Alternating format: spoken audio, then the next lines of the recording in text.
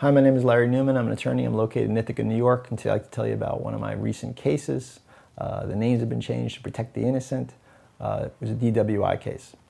And the case, I always look, in any case that I have, I look for what they call like a chink in the armor, the Achilles heel of the case. I search hard to sometimes find something that's a defensible item, something that I can hang my hat on, so to speak. I don't like just throwing stuff up against the wall and throwing everything against the wall and seeing what sticks. That to me is a horrible way to defend a case. But if I can find some things that are important, in this particular case, they took the guy to the hospital for blood work.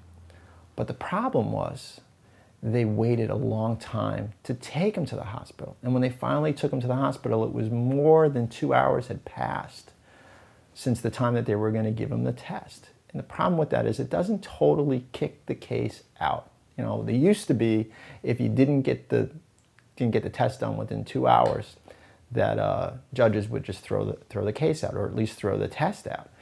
Nowadays, they say, well, let's put it to a jury, let's put it to a judge, and let's see what kind of weight we're going to give that evidence. In other words, if the test is later than sooner or not within the 2 hours of the arrest, then we should allow the people that are going to decide the case, we should let them decide if they want to give it a lot of weight or give it a little bit of weight. And that's that whole scales of justice thing.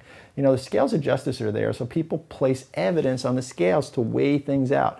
In either direction, do we have a lot of weight that shows guilt? Do we have a lot of weight that shows innocence? And of course, I'm talking about legal guilt or legal innocence, not moral guilt or moral innocence.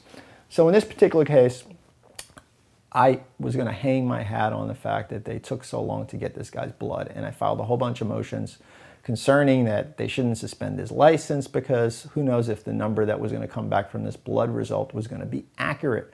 That's the whole thing. It's a number. It hangs in space. But is it an accurate number?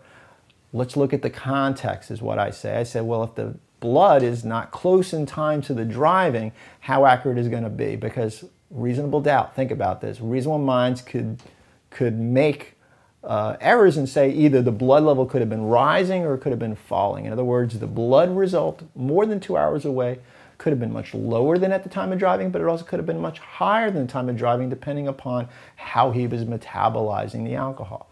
So in this particular case, because I threw all this stuff out there and I challenged the evidence like that, along with a lot of other things, they were able to come back and offer me the DWI on the case, even though his blood level was higher than 0.08. Every case is on a case-by-case basis. I don't get those results on every single case, but this was a case that I was happy with because we got a really good result, even though the facts were not in our favor. I can tell you that a lot of the other facts in this case were not very good. If you have any questions about your DWI case, please feel free to give me a call. I'll be more than happy to discuss it with you.